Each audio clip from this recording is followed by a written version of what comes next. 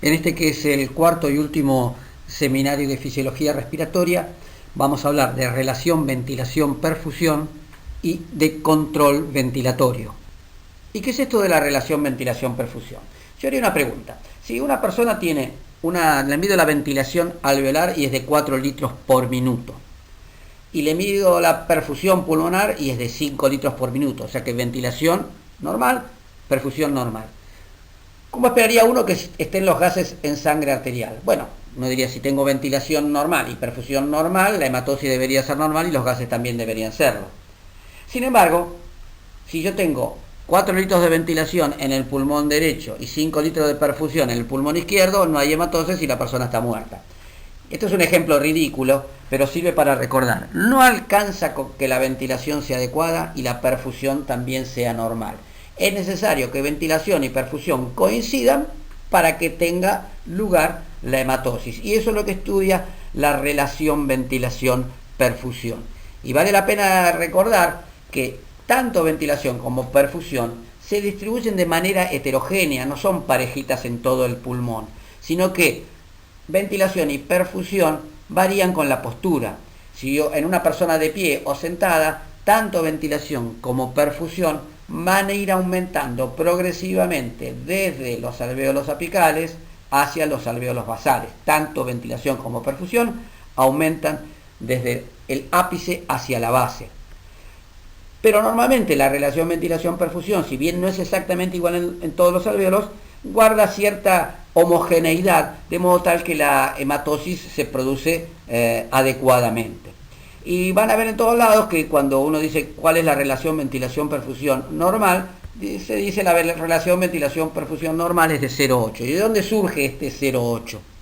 Y surge de decir que si mi ventilación alveolar es de 4 litros por minuto y mi perfusión pulmonar es de 5 litros por minuto, 4 dividido 5 da 0,8.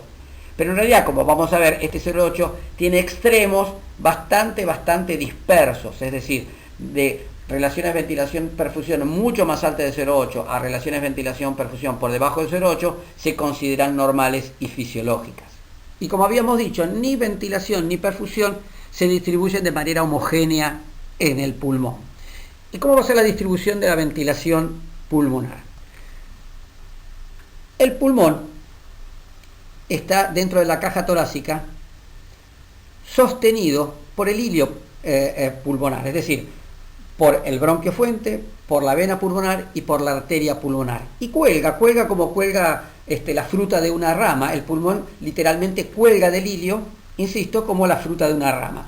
Entonces, como la fuerza de gravedad tiene influencia sobre esto, sucede lo siguiente: el pulmón cuelga a favor de la fuerza de gravedad, o sea, tiende a irse hacia abajo. Y si tiende a irse hacia abajo, se separa de la cúpula apical. Y al separarse de la cúpula, o al intentar separarse de la cúpula apical, genera una presión en la parte superior, una presión intrapleural que es más subatmosférica. Si nosotros recordamos que en promedio la presión intrapleural es de menos 5 centímetros de agua, bueno, en la cúpula pleural, en una persona que está de pie o sentada, por esta acción de la gravedad, ya será aproximadamente de menos 10 centímetros de agua. Y lo opuesto ocurre en la base, es decir, el pulmón, a favor de la fuerza de gravedad, apoya sobre la pleura diafragmática, y al apoyar sobre la pleura diafragmática hace que la presión intrapleural en ese punto no sea tan subatmosférica. Es decir, por efecto de la gravedad, una persona que está de pie o sentada tiene una presión intrapleural mucho más subatmosférica en el vértice, que va haciéndose cada vez menos subatmosférica a medida que yo me dirijo hacia la base. Menos 10 en el vértice, menos 5 en el medio del pulmón y más o menos menos 2,5 centímetros de agua en la base. Y por supuesto, esta variación en la presión intrapleural a medida que yo me dirijo desde la parte más alta hasta la parte más baja del pulmón tiene influencia en el tamaño alveolar. Fíjense que aquí está representada la curva volumen-presión o curva de compliance, y están graficados dos alvéolos: un alvéolo apical, que es la zona donde tengo la presión intrapleural más subatmosférica, y un alvéolo basal, que es una zona donde la presión intrapleural no es tan subatmosférica. Por lógica, los alvéolos que están ubicados en la parte más alta del pulmón, como tienen una presión que los rodea mucho más subatmosférica, están mucho más distendidos. Y si yo me dirijo a los alvéolos que están bien en la base del pulmón, como la presión que los rodea no es tan subatmosférica, no estarán tan distendidos. Entonces, en una persona de pie o sentada, alvéolos apicales tienen máxima distensión y ese volumen alveolar va disminuyendo a medida que yo me dirijo hacia la base, porque la presión que los rodea cada vez es menos subatmosférica. Pero yo me voy a detener en el comportamiento de dos alvéolos. Uno que está marcado con la letra A y otro con la letra B. Fíjese que el alvéolo que está marcado con la letra A, alvéolo apical, tiene un volumen mayor por lo que comentábamos recién. Pero fíjense que está en una zona de la curva volumen-presión, donde no es es una parte que empieza a estar con menos pendiente. De modo tal que los alvéolos que están ubicados en esa parte de la curva volumen-presión, para un cambio de presión determinado cuando yo inspiro, generan un cambio de volumen que no es demasiado grande. Fíjense, yo hice una inspiración, produje una variación en la presión intrapleural y eso se tradujo en un aumento de volumen, pero no un aumento de volumen demasiado grande. A diferencia de los alvéolos B, que son los alvéolos que están más en la base, fíjense que están en una zona de la curva volumen-presión, en la cual para el mismo cambio de presión sufren un cambio de volumen mucho mayor.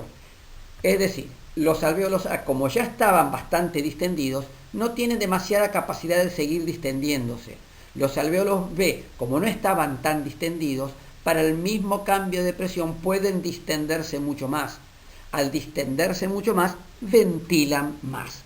Entonces, alvéolos apicales están bien distendidos, mucho más que los basales, pero los alvéolos apicales tienen menor capacidad de distenderse por el lugar de la curva volumen-presión en el cual se encuentran. De modo tal que en una persona de pie o sentada, los alvéolos, a medida que yo me alejo desde el vértice hacia la base, cada vez tienen mayor capacidad de distenderse para un mismo cambio de presión y por lo tanto ventilan más. Esa es la razón entonces por la cual los alvéolos apicales tienen mayor tamaño pero tienen menor ventilación y los alvéolos basales tienen menor tamaño pero tienen mayor ventilación porque tienen mayor capacidad de distenderse. De modo tal que en una persona de pie o sentada la ventilación aumenta desde el vértice hacia la base. ¿Y qué es lo que pasa con la perfusión? La perfusión también se distribuye de manera heterogénea en el pulmón. Y lo que sucede con la sangre es algo parecido a lo que pasa con un geyser. Los geysers, que son estos efluentes de agua, estos chorros de agua, que de acuerdo a la presión que tienen, ascienden determinada cantidad de metros y llega un momento que van perdiendo presión y que pegan la vuelta y caen. Y esto sucede, como ustedes lo saben perfectamente bien, es porque el geyser tira agua en contra de la fuerza de gravedad. Entonces, la presión es máxima donde sale el agua, se va perdiendo presión porque yo la gasto para vencer la fuerza de gravedad y llega un momento que la fuerza de gravedad es mayor y el agua cae. Es exactamente lo opuesto a lo que pasa en una cascada. En una cascada, a medida que yo me alejo del lugar donde cae el agua, la presión es mayor y el flujo también lo es. Ahora bien, el pulmón es una estructura que tiene aproximadamente 30 centímetros desde la base a los vértices. Y 30 centímetros de agua equivalen en presión a 22 milímetros de mercurio. Es decir, yo para hacer subir la sangre desde el ilio hacia el vértice voy a gastar presión. Entonces, si recordando que mi presión sistólica en la arteria pulmonar es de 25 milímetros de mercurio, y mi presión diastólica es de 10 milímetros de mercurio, si yo quiero ascender desde el ilio hasta el vértice, tengo que transitar la mitad de la altura del pulmón. Ya no 30 centímetros, sino 15 centímetros. Y 15 centímetros equivalen a 11 milímetros de mercurio. Es decir, para hacer ascender la sangre desde el ilio hasta la parte apical, yo pierdo 11 milímetros de mercurio por la fuerza de gravedad, de modo tal que en las arteriolas que lleguen a los alvéolos apicales ya la presión no va a ser de 25-10, sino que va a ser de 14 menos 1. Perdí 11 milímetros de mercurio en la presión sistólica y en la diastólica para vencer la fuerza de la gravedad. Y ustedes dirán, ¿cómo una presión diastólica subatmosférica? ¿Puede ser eso? Claro que puede ser. Y esa es la razón por la cual los alvéolos apicales durante la diástole no tienen perfusión. Y si no tienen perfusión, son zonas ventiladas que no realizan hematosis, porque no tienen sangre. Y zonas ventiladas que no realizan hematosis es la definición de espacio muerto. Y ese es el espacio muerto que ustedes conocen como espacio muerto alveolar. Y lo opuesto ocurre con la circulación cuando yo me dirijo hacia las bases. Acá, en vez de ser un geyser, cuando me voy hacia las bases, es como si fuera una cascada. Es decir, se suma la presión de la gravedad. Es decir, cuando yo me voy desde el hilio hacia la base, lo que tengo son 11 milímetros de mercurio que se suma a las presiones de mi arteria pulmonar. Por lo tanto, en la base ya no voy a tener 25-10, sino que voy a tener 36 de presión sistólica y 21 de presión diastólica.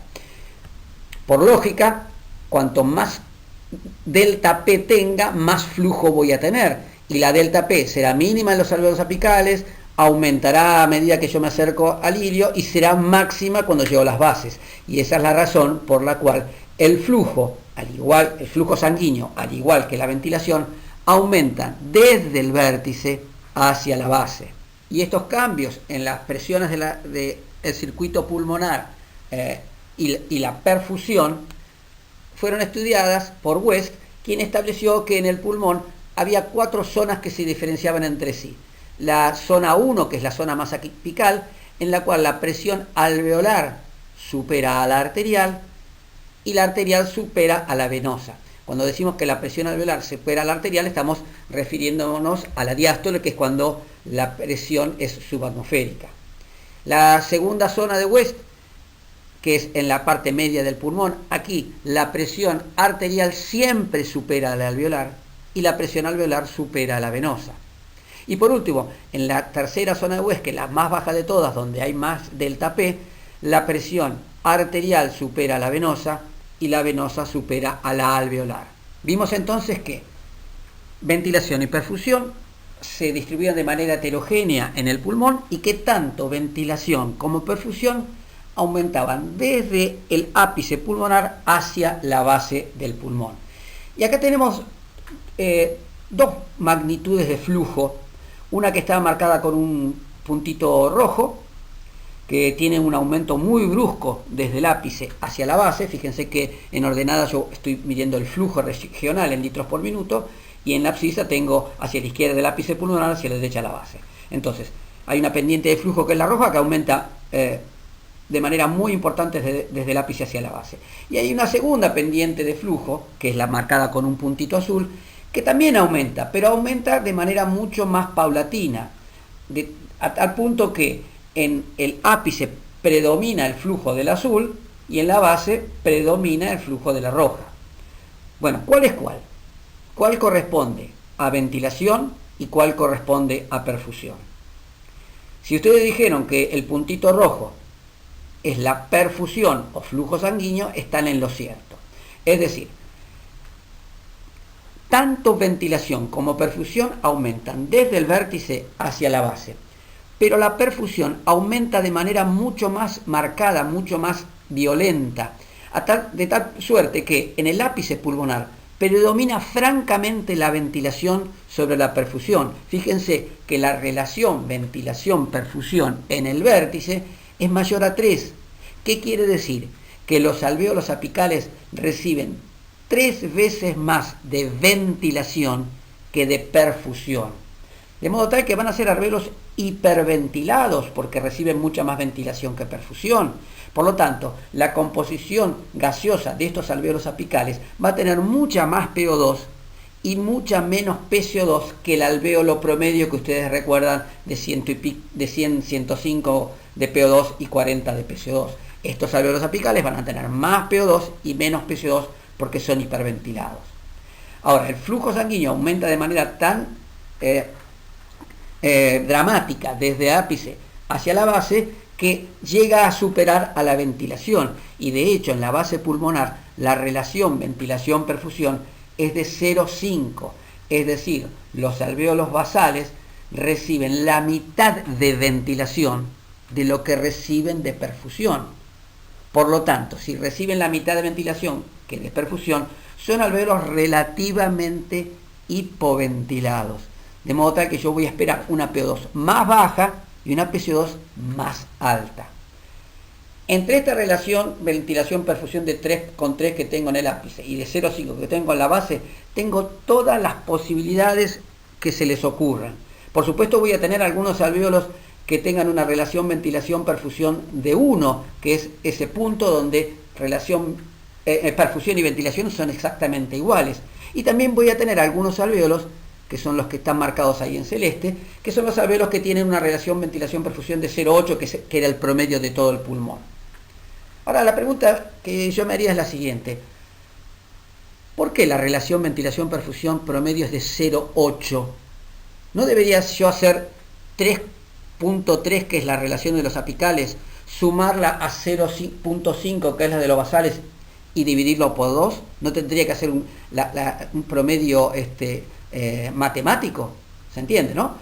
Yo tendría que decir, bueno, si mi relación BQ máxima es 3,3 y la mínima es 0,5, sumo 3,3 más 0,5 dividido por 2 y ese debería ser el promedio. Sin embargo, el promedio es 0,8.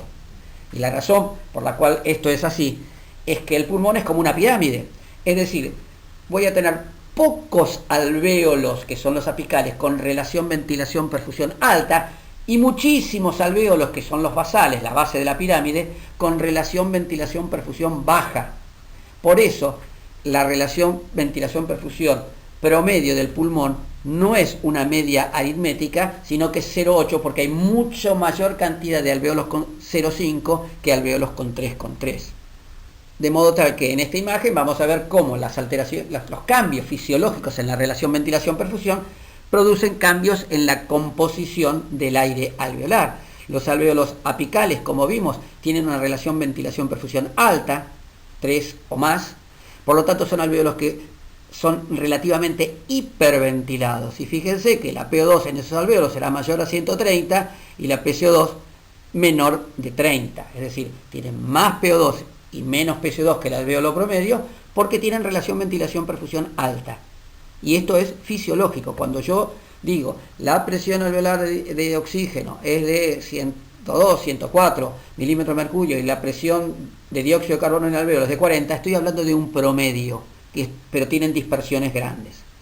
Los alvéolos que están en la zona media del pulmón, tomamos un alvéolo con una relación ventilación-perfusión de 1, bueno, ahí sí se aparece la composición gaseosa un poquito más a la que ustedes estudian, 108 de PO2, 39 de PCO2. ¿Y qué pasa cuando vamos a los alvéolos basales? Donde la relación ventilación-perfusión es baja, de 0,6, 0,5. Entonces son alvéolos relativamente hipoventilados y como tal van a tener una PO2 un poco menor, 89 para este ejemplo, y una PCO2 un poco mayor, 42 para este ejemplo. Y vimos entonces que los extremos fisiológicos de la relación ventilación-perfusión eran de 3,3 en los alvéolos apicales y 0,5 en los basales.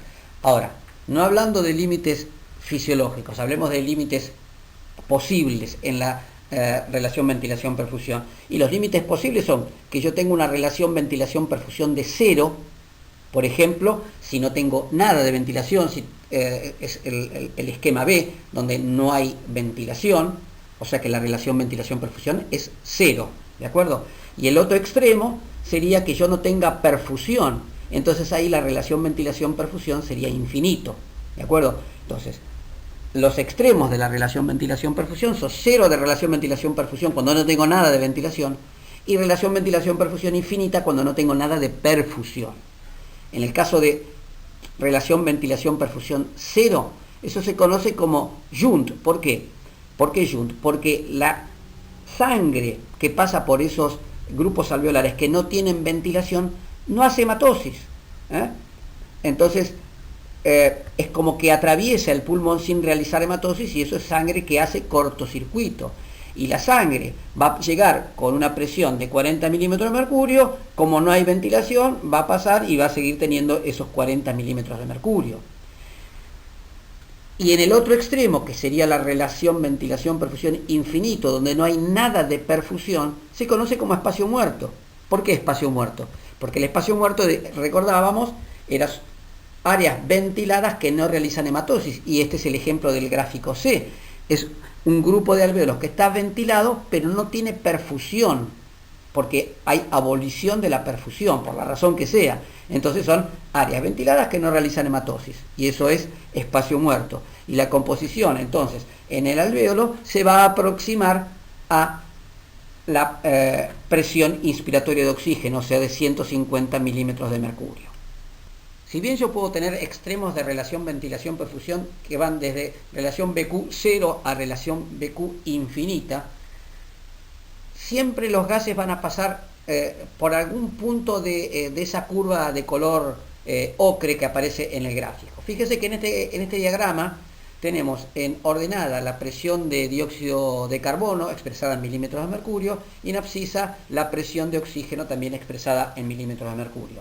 Y vamos a ir a los extremos, por supuesto patológicos, de la relación ventilación-perfusión. En un extremo dijimos que teníamos el Junt, que es cuando la relación ventilación-perfusión era 0, y fíjense que cuando yo tengo una situación de Junt voy a estar en ese punto violeta, donde la PO2 va a ser baja, 40 milímetros de mercurio, y la PCO2 va a ser alta, 46 milímetros de mercurio, que es la misma presión que yo tengo en la arteria pulmonar, porque es sangre que pasa por el pulmón sin realizar hematosis, porque no hay ventilación, ¿de acuerdo? En el otro extremo de las alteraciones de la relación ventilación-perfusión, el otro extremo era la relación ventilación-perfusión infinita, que era lo que conocíamos como espacio muerto. Y fíjense que la composición gasométrica también pasa por esta curva de color ocre, y es esa que está allí, donde voy a tener una presión de oxígeno máxima de 150 milímetros de mercurio, y voy a tener una presión de dióxido de carbono de 0, porque se comporta como espacio muerto, ¿de acuerdo? No voy a tener sangre que me permita la difusión de dióxido de carbono en los alvéolos, y los alvéolos terminan teniendo una presión de dióxido de carbono de 0. Esto es espacio muerto, son zonas que no tienen nada de perfusión, 0 perfusión. Entre estos dos extremos, cualquier alteración de la relación ventilación-perfusión va a dar un patrón gasométrico que esté en esa curva ocre. Por ejemplo, fíjense, en condiciones normales yo tengo ese punto donde la PO2 es de 100 milímetros de mercurio y la PCO2 es de 40 milímetros de mercurio. Las zonas que tienen alta relación ventilación-perfusión, que son las de los alvéolos apicales, tienen una PO2 un poco más alta, más de 120, y una PCO2 un poco más baja. Y en el otro extremo, siempre dentro de situaciones fisiológicas, tengo los alvéolos de baja relación ventilación-perfusión, que son los basales. Esos alvéolos van a tener una PO2 un poco más baja y una PCO2 ligeramente superior. Es decir, si bien las alteraciones de la relación ventilación-perfusión pueden ir desde 0 en el Junt hasta infinito en el espacio muerto, cualquier alteración de la relación ventilación-perfusión, sea fisiológica o patológica, me va a dar una patente gasométrica que va a estar inscripta en esa curva de color ocre. Y esto es lo que se conoce como diagrama CO2-O2. Vamos a ver ahora entonces cómo las alteraciones de la relación ventilación-perfusión pueden causar hipoxemia. Fíjense que acá tenemos dos grupos alveolares. El de la izquierda, el A, es una zona que tiene obstrucción, tiene un grupo de alvéolos que están con obstrucción en los bronquios, y el grupo de alvéolos B, que son normales. El grupo de alvéolos A, que tiene baja relación ventilación-perfusión, porque están parcialmente obstruidos, al tener baja relación ventilación-perfusión, se comportan como alvéolos relativamente hipoventilados, y como tal, van a tener una PO2 alveolar disminuida, 50 milímetros de mercurio para el ejemplo, y una PCO2 alveolar aumentada, 65 milímetros de mercurio para este mismo ejemplo.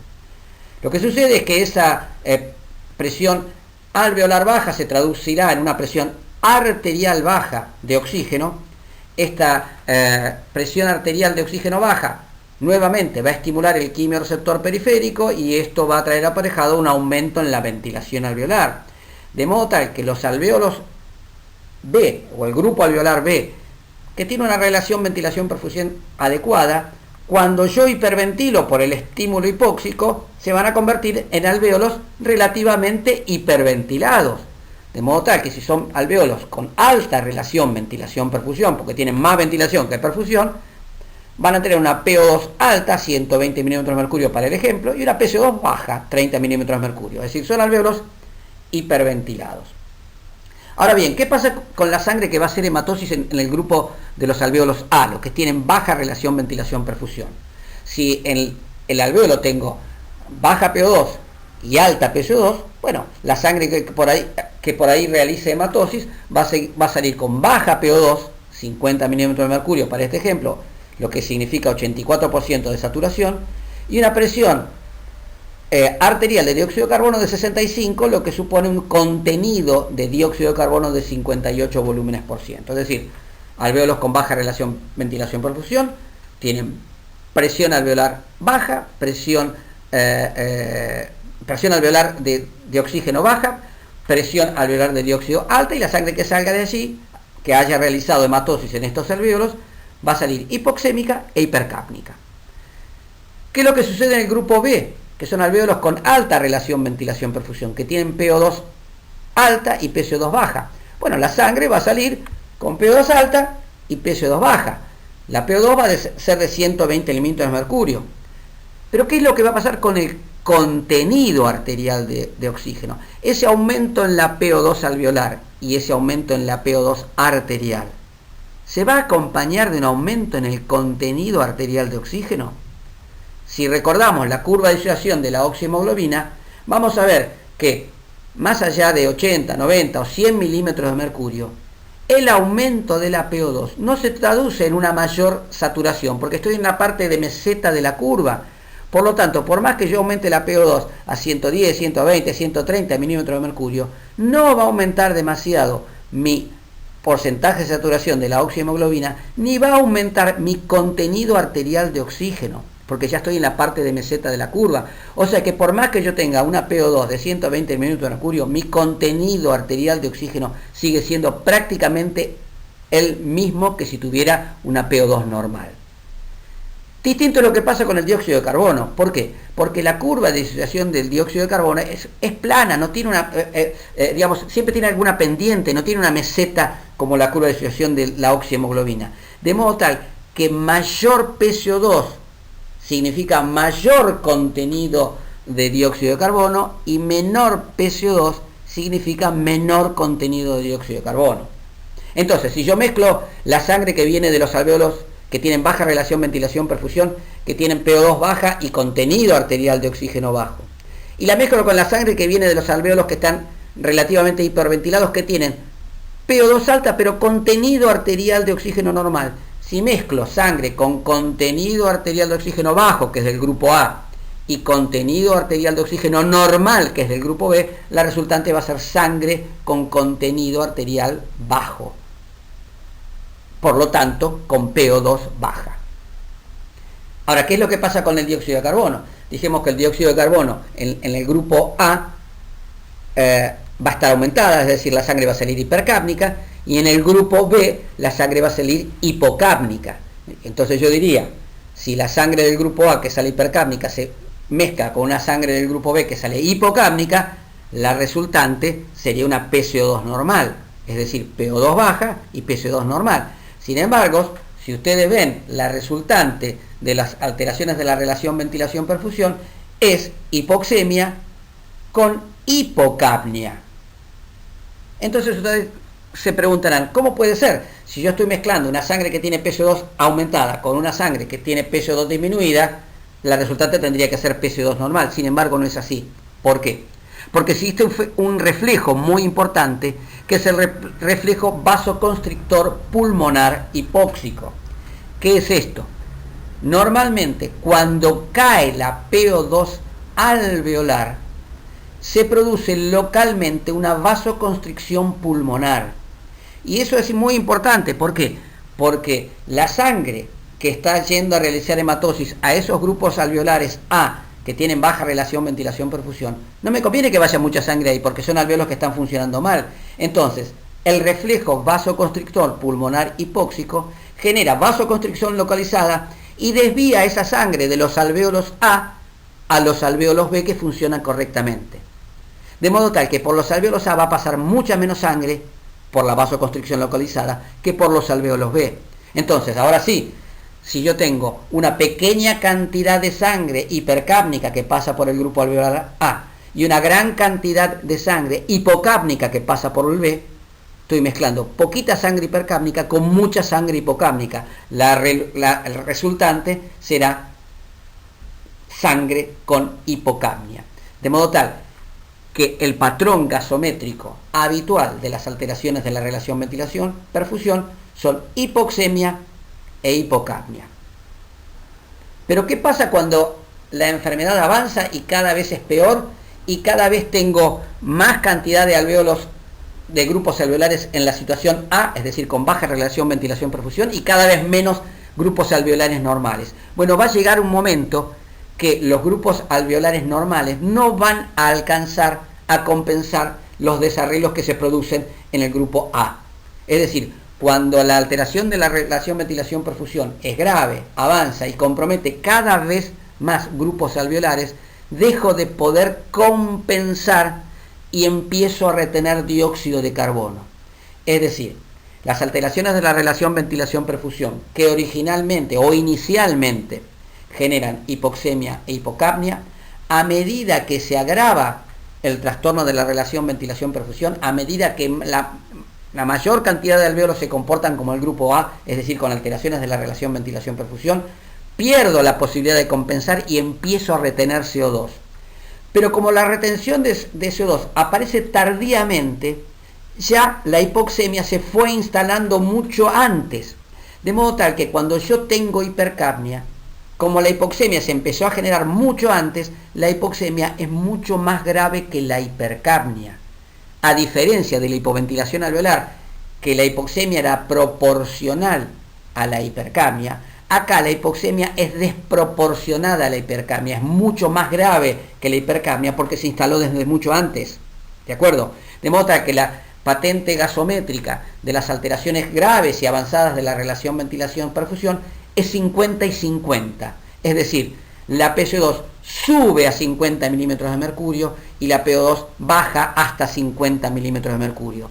Fíjense que la PCO2 aumentó 10 milímetros de mercurio, mientras que la PO2 bajó 45 milímetros de mercurio. Es mucho más grave la hipoxemia que la hipercapnia, a diferencia de lo que pasaba con la hipoventilación alveolar. ¿Y qué es lo que pasa entonces con el shunt o cortocircuito? En el shunt o cortocircuito hay sangre que pasa por el pulmón y no realiza hematosis. Hace un cortocircuito. Ejemplo de esto es la neumonía. En la neumonía el aire alveolar se ve reemplazado por un material inflamatorio. No hay aire, que son estos grupos alveolares marcados como A. Entonces la sangre que pasa por allí no realiza hematosis y sigue de largo. Es decir, la misma presión venosa que traía, no hay hematosis y es la misma sangre venosa que sale. Al igual que en las alteraciones de la relación ventilación-perfusión, esa sangre hipoxémica estimula el quimiorreceptor periférico, aumenta la ventilación alveolar y este aumento de la ventilación alveolar en los alvéolos normales los convierte en alvéolos relativamente hiperventilados. De modo tal que la sangre que pasa por esos alvéolos relativamente hiperventilados va a salir con una PO2 aumentada. Acá los cambios gasométricos son exactamente iguales a los de las alteraciones de la relación ventilación-perfusión. Es decir, la sangre que pasa por los alvéolos, el grupo alveolar A que hace shunt, está hipoxémica e hipercápnica. La sangre que pasa por el grupo B que está relativamente hiperventilado tiene un aumento de la PO2 que no se traduce en un aumento del contenido arterial de oxígeno por el tema de la meseta de la curva de disociación de oxihemoglobina, pero sí reduce la PCO2. Y nuevamente aquí pasa lo mismo, el reflejo vasoconstricción pulmonar hipóxico de la región A hace que por la región de alvéolos A que hace shunt pase menos sangre por la vasoconstricción y pase más sangre por el grupo B, de modo tal que el patrón gasométrico es exactamente igual al de las alteraciones de la relación ventilación-perfusión. Hipoxemia con hipocapnia. Entonces, acá se plantea una gran duda. si las alteraciones gasométricas o el patrón gasométrico de las alteraciones de la relación ventilación-perfusión son hipoxemia e hipocapnia, y del shunt también son hipoxemia e hipocapnia, ¿cómo hago para diferenciar una de otra? Me olvido de la hipoventilación alveolar porque la hipoventilación alveolar da hipercapnia precoz y da diferencia alveolo arterial de oxígeno normal. Me olvido de las alteraciones de la difusión porque las alteraciones de difusión siempre van juntas con alteraciones de la relación ventilación-perfusión. Entonces, ¿cómo hago para diferenciar la hipoxemia e hipocapnia causada por alteraciones de la relación ventilación-perfusión de la hipoxemia e hipocapnia causada por shunt? Tengo una manera de hacerlo.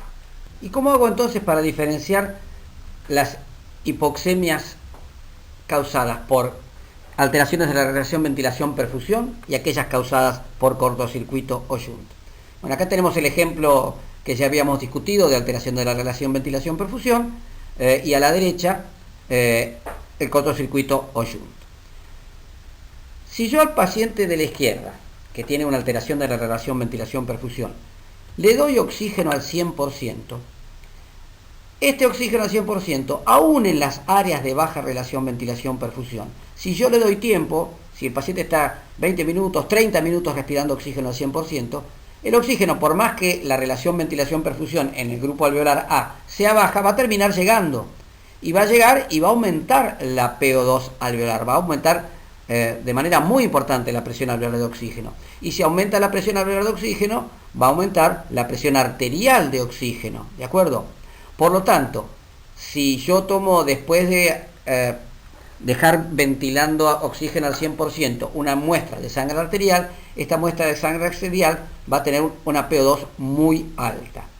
El valor de corte es de 550 milímetros de mercurio. Si yo a una persona le doy oxígeno al 100%, lo dejo respirando durante media hora, le hago gases en sangre y la PO2 es mayor a 550 milímetros de mercurio, esa hipoxemia tiene que ver con alteración de la relación ventilación-perfusión.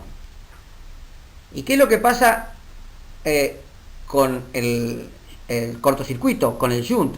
Si yo a esta persona, el panel de la derecha, le doy oxígeno al 100%, ese oxígeno nunca va a llegar a la zona del shunt, porque son alvéolos que no tienen aire, que están colapsados o que están llenos de material inflamatorio como la neumonía. Es decir, la sangre que realiza hematosis en esos alvéolos que no tienen aire va a salir mal oxigenada, no va a realizar hematosis, es decir, la sangre como llega por la sangre venosa mixta saldrá a la sangre arterial. Por lo tanto, y por más que los grupos alveolares B, que son normales, van a aumentar mucho la PO2, el resultado de la unión de una sangre con muy baja PO2, que es la que pasa por la zona de shunt, y la de sangre que sale o que pasa y realiza hematosis en los alvéolos normales, va a salir con una PO2 más baja. En este ejemplo, la PO2 es muy baja, es de 60 milímetros de mercurio, porque esto es un ejemplo extremo donde todo un pulmón está realizando shunt. Ahora bien, si yo tengo shunt, le doy oxígeno al 100% a esa persona, como el oxígeno no va a llegar a las áreas que realizan shunt, la presión de oxígeno en la arteria va a salir con un valor siempre menor a 550 milímetros de mercurio. Es decir, si yo tengo un paciente que tiene hipoxemia e hipocapnia y yo quiero definir si esta hipoxemia e hipocapnia tienen que ver con alteraciones de la relación ventilación-perfusión o shunt, una prueba que puedo hacer, que es bien sencilla, le doy oxígeno al 100%, lo dejo respirando durante media hora, le tomo una muestra de sangre arterial. Si esa muestra de sangre arterial me da una PO2 mayor a 550 milímetros de mercurio, la hipoxemia es por alteración de la relación ventilación-perfusión. Si me da por debajo de los 550 milímetros de mercurio, esa hipoxemia es por shunt. Si yo quiero saber el porcentaje de sangre que realiza shunt, ya tengo que hacer la ecuación del shunt, pero no es un tema del que vayamos a discutir en la charla de hoy. Y hay dos conceptos que generan algo de confusión, que es la admisión venosa y el shunt. Idealmente la sangre que llega a la aurícula izquierda debería venir de hacer hematosis, o sea, de venir adecuadamente oxigenada. Pero lo real es que a la aurícula izquierda llega también sangre que no está del todo bien oxigenada. Y esa sangre puede venir de dos lugares. Una es la sangre proveniente de los alvéolos basales, que son los que tienen baja relación ventilación-perfusión. Y recuerden que como el pulmón tiene una forma de pirámide, la base es la que mayor sangre aporta. De hecho, aporta un 57% de la sangre que llega a la aurícula izquierda. Y son alvéolos que, por tener baja relación ventilación-perfusión, están relativamente menos oxigenadas que la sangre proveniente de otros alvéolos. Y a esto se le agrega la sangre proveniente del cortocircuito fisiológico. Ustedes saben que las venas bronquiales y en la circulación coronaria las venas transmurales de Tevesio vuelcan sangre sin oxigenar a la aurícula izquierda. La suma de esta sangre que proviene del shunt fisiológico y la sangre que proviene de áreas de baja relación ventilación-perfusión se conocen como admisión venosa, ¿de acuerdo? Y la admisión venosa es el principal componente o el principal determinante de la diferencia alvéolo arterial de oxígeno. Como ustedes recordarán, fisiológicamente hay una diferencia entre la presión alveolar de oxígeno y la arterial. La presión alveolar de oxígeno es de alrededor de 100-105 milímetros de mercurio y la arterial de oxígeno es de 95 a 97 milímetros de mercurio. Es decir, existe una diferencia alvéolo arterial de oxígeno fisiológica que está entre 5 y 10 milímetros de mercurio. El principal determinante de esta diferencia es la admisión venosa. Sangre que llega de áreas de baja relación ventilación-perfusión más el shunt fisiológico. Es decir, si yo quiero calcular el shunt y excluir lo que es las zonas de baja relación ventilación-perfusión, lo que tengo que hacer es hacer respirar a la persona que quiero medirle el shunt oxígeno al 100% durante 30 minutos. ¿Por qué? Porque si yo le doy oxígeno al 100% durante 30 minutos, las áreas de baja relación ventilación-perfusión ya van a funcionar como el resto del pulmón, porque le estoy dando mucho oxígeno. En cambio, la sangre que hace shunt, sea por las bronquiales o por las de Tevesio, nunca se pone en contacto con el oxígeno al 100%. Es decir, si yo quiero calcular shunt, tengo que hacerlo con oxígeno al 100%. Si no le doy oxígeno al 100%, no calculo shunt, estoy calculando admisión venosa.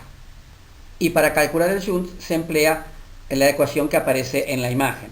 Es decir, fíjense que lo que se calcula es la relación QS-QT. QS es el flujo proveniente del shunt y QT el flujo total, o sea, el volumen minuto cardíaco. Normalmente la relación QS-QT es de 5%, porque normalmente, fisiológicamente, el shunt es del 5% del volumen minuto cardíaco. Es decir, la relación QS-QT es la fracción de sangre que hace shunt y es del 5%. ¿Y cómo se calcula? Se calcula midiendo el contenido capilar de oxígeno menos el contenido arterial de oxígeno, dividido el contenido capilar de oxígeno menos el contenido de la sangre venosa mixta de oxígeno. ¿De acuerdo? Con esta fórmula se calcula el cortocircuito fisiológico, que recordamos o insistimos, proviene de las venas bronquiales y de las venas intramurales de Tevesio y corresponde al 5% del volumen minuto cardíaco total. Por lo tanto, y para resumir las alteraciones de la relación ventilación-perfusión, las alteraciones de la relación ventilación-perfusión generan hipoxemia, son una causa de hipoxemia, y si la presión arterial de oxígeno cae por debajo de 60 milímetros de mercurio, se produce hiperventilación alveolar por estímulo del quimioreceptor periférico, con la consecuente caída de la presión arterial de dióxido de carbono. Es decir, el patrón gasométrico inicial de las alteraciones de la relación ventilación-perfusión son hipoxemia e hipocapnia. Ahora bien, si el trastorno de la relación BQ es muy severo y compromete a la mayoría de los alvéolos, puede producirse un aumento de la presión arterial de dióxido de carbono. Pero esta hipercapnia aparece tardíamente y la hipoxemia es desproporcionada a la hipercapnia. Es de mucha mayor magnitud la hipoxemia que la hipercapnia. Habíamos puesto, como ejemplo, el patrón gasométrico de los pacientes que tienen enfermedad pulmonar obstructiva crónica avanzada, que es el paradigma de la enfermedad que causa alteración de la relación ventilación-perfusión. Estos pacientes tienen un patrón gasométrico 50 y 50. 50 de CO2 para 50 de PO2. Y otra característica que tiene la alteración de la relación ventilación-perfusión es que aumenta la diferencia alveolo arterial de oxígeno. Y esto es común a las hipoxemias por alteración de la difusión, alteración de la relación BQ y aquellas causadas por Jun. La única que no altera la diferencia alveolo arterial de oxígeno es la hipoventilación alveolar. Y como vimos recién, corrige con la administración de oxígeno al 100%. Se le dio oxígeno al 100% durante más de 30 minutos y la PO2 que voy a obtener es mayor a 550 milímetros de mercurio. ¿Y qué característica va a tener el shunt o el cortocircuito? Nuevamente genera hipoxemia. Si esta hipoxemia cae por debajo de los 60 milímetros de mercurio, por estímulo del quimioreceptor periférico produce hiperventilación alveolar con la consecuente caída en la presión arterial de dióxido de carbono. Como los otros mecanismos de hipoxemia, salvo la hipoventilación, aumenta la diferencia alveolo arterial de oxígeno y no corrige con la administración de oxígeno, porque el oxígeno no puede llegar a la sangre que está haciendo cortocircuito. Por lo tanto, la PO2, después de respirar durante media hora oxígeno 100%, va a ser menor a 550 milímetros de mercurio. Y habíamos visto que las alteraciones de la relación ventilación-perfusión y el cortocircuito podían causar hipoxemia. De hecho, la causa más frecuente en la génesis de hipoxemia son las alteraciones anormales de la relación ventilación-perfusión. Pero hay otras causas de hipoxemia. Debemos excluir primero la hipovaria. La hipovaria no es un mecanismo fisiopatológico, sino es una situación fisiológica. Si yo me traslado a la altura, la presión barométrica disminuye y lógicamente al caer la presión inspiratoria de oxígeno tengo hipoxemia. Pero, digamos, no tomando en cuenta la hipovaria, hay 4 causas de hipoxemia. Una es la hipoventilación alveolar, la otra son los trastornos de difusión, la tercera, que ya discutimos, las alteraciones de la relación ventilación-perfusión, y la cuarta, que también fue discutida, el shunt o cortocircuito.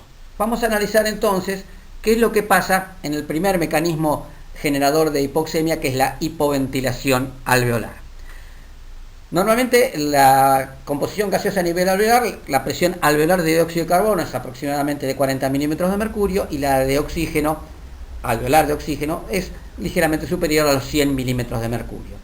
Y de manera continua, desde el capilar pulmonar pasa dióxido de carbono hacia el alvéolo a favor de un gradiente de presión, 45 milímetros de mercurio en la presión venosa mixta de dióxido de carbono contra 40 del alvéolo, y de manera contraria, el oxígeno, también a favor de una diferencia de presión, pasa desde el alvéolo hacia el capilar.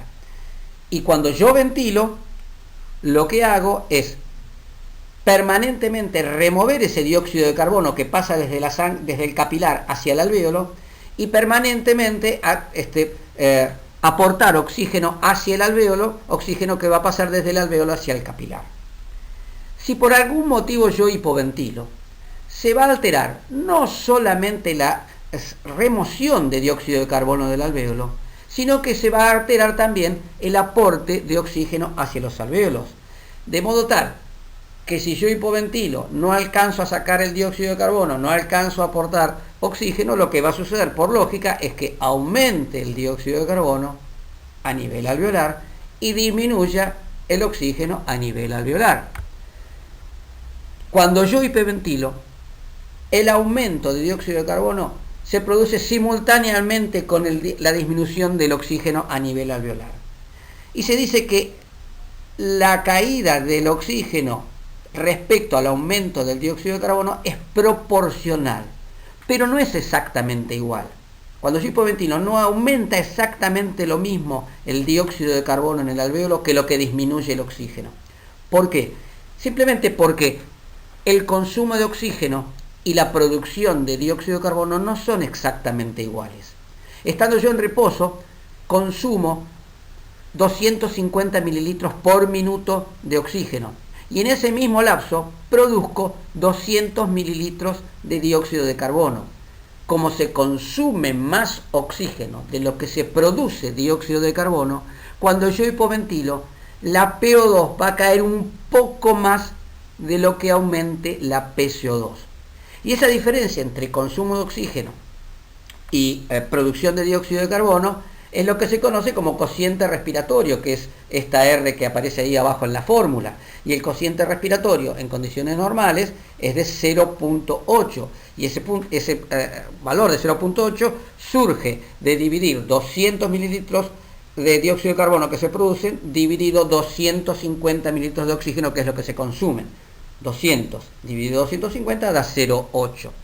De modo tal que en la hipoventilación alveolar, el aumento del dióxido de carbono y en la disminución de oxígeno se producen de manera simultánea, pero no exactamente igual. Es decir, la caída del oxígeno es proporcional al aumento del dióxido de carbono, pero no exactamente igual. Cae un poco más el oxígeno de lo que aumenta el dióxido de carbono. Para poner un ejemplo, si yo hipoventilo y mi presión de dióxido de carbono se va de 40 a 80, es decir, subió 40 milímetros de mercurio, el oxígeno va a bajar 50 milímetros de mercurio. Es decir, si aumenta el dióxido de carbono 40 milímetros de mercurio, el oxígeno va a disminuir 50 milímetros de mercurio. Es decir, disminuye un poco más porque se consume más. Ahora bien, cuando disminuye la presión alveolar de oxígeno, simultáneamente disminuye la presión arterial de oxígeno. Es decir, cae la presión alveolar de oxígeno y simultáneamente cae la presión arterial de oxígeno.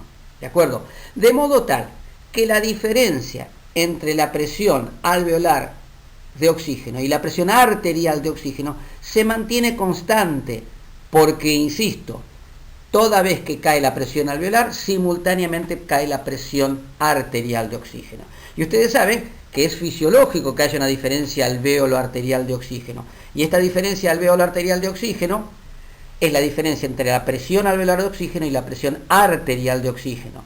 Normalmente yo tengo en el alveolo aproximadamente 104 milímetros de mercurio y en la arteria 97 milímetros de mercurio. Por lo tanto, la diferencia alveolo-arterial de oxígeno para este ejemplo es de 7 milímetros de mercurio. La diferencia alveolo-arterial de oxígeno fisiológica se encuentra entre 5 y 10 milímetros de mercurio. La hipoventilación alveolar es el único mecanismo fisiopatológico que genera hipoxemia y mantiene la diferencia alveolo-arterial en rango fisiológico.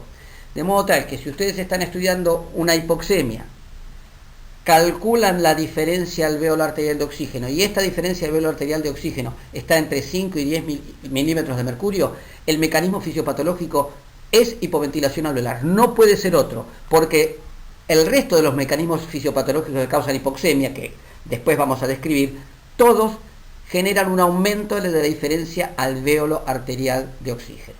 Insisto, en la hipoventilación alveolar, la caída en la presión arterial de oxígeno es secundaria a la caída en la presión alveolar de oxígeno, de modo tal que la diferencia alveolo-arterial de oxígeno se mantiene en límites fisiológicos. Resumiendo, en la hipoventilación alveolar va a haber una disminución en la presión de oxígeno y simultáneamente un aumento en la presión de dióxido de carbono. Es decir, la hipoventilación alveolar genera hipercapnia precozmente. Ni bien empieza el mecanismo de hipoventilación alveolar, yo ya empiezo a tener hipercapnia. Es el único mecanismo que no altera la diferencia alveolo-arterial de oxígeno. Acuérdense, la diferencia alveolo-arterial de oxígeno, que es entre 5 y 10 milímetros de mercurio, aumenta en todos los mecanismos fisiopatológicos que generan hipoxemia, salvo en la hipoventilación alveolar. Y, esto lo vamos a ver un poco más adelante, la hipoxemia generada por hipoventilación alveolar corrige con la administración de oxígeno al 100%. Claramente, si yo a una persona que hipoventila le doy oxígeno al 100%, va a aumentar enormemente la presión parcial de oxígeno en el alvéolo y también va a aumentar la presión parcial de oxígeno en la arteria. Por eso se dice que la hipoventilación alveolar corrige la hipoxemia con la administración de oxígeno al 100%. Esto lo vamos a discutir un poco más adelante.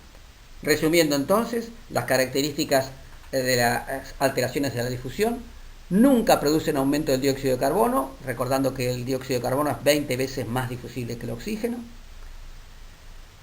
Si el trastorno de la difusión genera una caída de la PO2 por debajo de 60 milímetros de mercurio, esta caída de la PO2 por debajo de 60 milímetros de mercurio es el umbral para el estímulo del quimiorreceptor periférico. Entonces, si se genera una caída por debajo de 60 milímetros de mercurio de la presión arterial de oxígeno, se estimula el quimiorreceptor periférico, se produce hiperventilación y esta hiperventilación alveolar produce descenso de la PCO2. Es decir, en los trastornos de difusión, la patente gasométrica más frecuente es hipoxemia con hipocapnia. La hipocapnia, entonces, insisto, está causada porque la hipoxemia, cuando cae la PO2 por debajo de 60 milímetros de mercurio, estimula el quimiorreceptor periférico, eso genera aumento de la ventilación alveolar y el aumento de la ventilación alveolar te apareja de un descenso de la PCO2.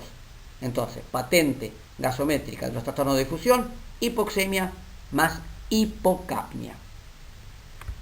Todos los trastornos de la difusión aumentan la diferencia alvéolo-arterial de oxígeno. Si hay una alteración en la transferencia de oxígeno del alvéolo a la arteria, es lógico que el oxígeno en el alvéolo sea mayor que en la arteria porque está alterada su transferencia. Y al igual que la hipoventilación alveolar, la hipoxemia generada por el trastorno de difusión corrige con la administración de oxígeno al 100%. Si yo doy oxígeno al 100%, aumenta mucho la PO2 en el alvéolo. Al aumentar mucho la PO2 en el alvéolo, aumenta la diferencia de presión a ambos lados de la membrana, y de esto era uno de los componentes del principio de Fick. Al aumentar enormemente la diferencia de presión a ambos lados de la membrana, el oxígeno empieza a difundir y se corrige perfectamente bien la hipoxemia. Y recordar, siempre los trastornos de difusión que generan hipoxemia se acompañan de algún grado de alteración de la relación ventilación-perfusión. Vamos ahora a resumir cómo hacemos el diagnóstico diferencial de las hipoxemias. Recordamos que los 4 mecanismos fisiopatológicos que pueden generar hipoxemia son la hipoventilación alveolar, las alteraciones de la difusión, las alteraciones patológicas de la relación ventilación-perfusión y el shunt o cortocircuito. Y recordamos que de estos 4 mecanismos, 3 de ellos, los 3 primeros, corrigen con la administración de oxígeno al 100% y logran una presión de oxígeno mayor a 550 milímetros de mercurio. Y en ese sentido, el cortocircuito o shunt era el único de estos 4 mecanismos fisiopatológicos que la administración de oxígeno al 100% no corrige la hipoxemia o, dicho de otra manera, genera una PO2 menor a 550 milímetros de mercurio. ¿Y cuáles son las otras características de cada uno de ellos? La hipoventilación alveolar, dijimos, es el único mecanismo fisiopatológico que genera hipoxemia que no altera la diferencia alveolo-arterial de oxígeno. Siempre es normal. Y también es el mecanismo fisiopatológico que genera hipercapnia precozmente. Ni bien empiezo a hipoventilar, empiezo a retener dióxido de carbono. Y recordar una vez más que el aumento de la CO2 es proporcional a la disminución del oxígeno. No exactamente igual, pero sí proporcional. Es decir, la hipoventilación alveolar genera hipercapnia precozmente y la hipercapnia es proporcional a la hipoxemia. Con respecto a las alteraciones de la difusión, como el resto de los mecanismos fisiopatológicos, aumenta la diferencia alveolo-arterial de oxígeno. Y en lo que respecta al dióxido de carbono, recuerden que las alteraciones de difusión jamás generan hipercapnia, porque el dióxido de carbono es 20 veces más difusible que el oxígeno. Pero al inicio de las alteraciones de la difusión, si no generan una hipoxemia suficientemente grave como para estimular el quimiorreceptor periférico, al no aumentarse la ventilación puede cursar con PCO2 normal.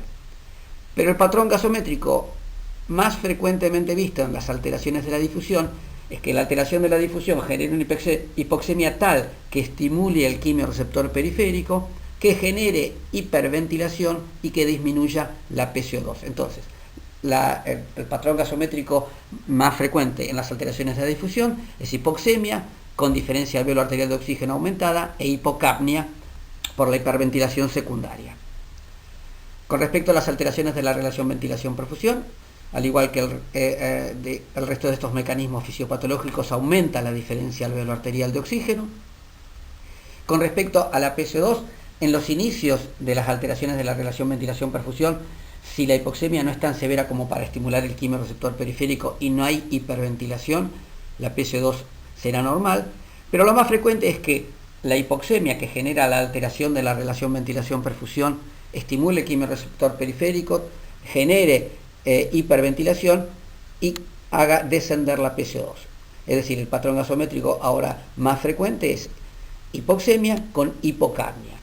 Y recordar que si la alteración de la relación ventilación-perfusión es suficientemente severa y compromete a la mayoría de las unidades alveolares, es decir, como voy a tener muy pocas unidades alveolares que funcionen relativamente bien, no voy a poder compensar la retención de CO2, por lo tanto voy a empezar a tener hipercapnia.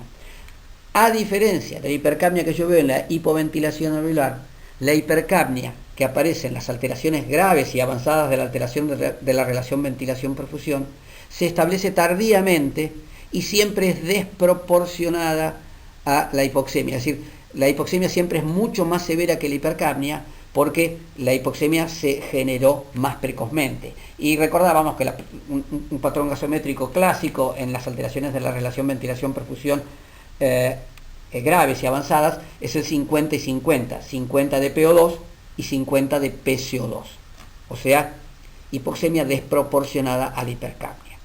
Y por último el Shunt, que era la única que no corregía con administración de oxígeno puro, nuevamente al igual que las dos anteriores, con diferencia alveolo-arterial de oxígeno aumentada, y el comportamiento de la PCO2 es similar. Al inicio la PCO2 puede no alterarse si la hipoxemia no es demasiado grave, pero si la hipoxemia alcanza a estimular el quimiorreceptor periférico, se produce hiperventilación con la hipocapnia consecuente. Entonces, estas son las características de cada uno de los 4 mecanismos fisiopatológicos que pueden generar hipoxemia y cómo podemos distinguir unos de otros. Y para repasar la organización del aparato respiratorio, vamos a recorrer ya varias situaciones de las cuales estuvimos discutiendo. Una es la respiración, que es el intercambio gaseoso a nivel mitocondrial. Otra es la ventilación, que es la entrada y salida de aire de los pulmones. La hematosis, que es el intercambio gaseoso a nivel alveolo capilar. Y la relación ventilación-perfusión, que es imprescindible que funcione adecuadamente para que la hematosis sea efectiva. Pero hay un ítem que hasta ahora no discutimos, que es del cual vamos a hablar ahora, que es el control central de la ventilación. A mí me gusta recordar siempre que la vida depende de la contracción periódica de 2 músculos estriados. Uno es el miocardio y los otros son los músculos respiratorios, fundamentalmente el diafragma. Si en algún momento dejan de contraerse el miocardio o los músculos respiratorios, yo me muero.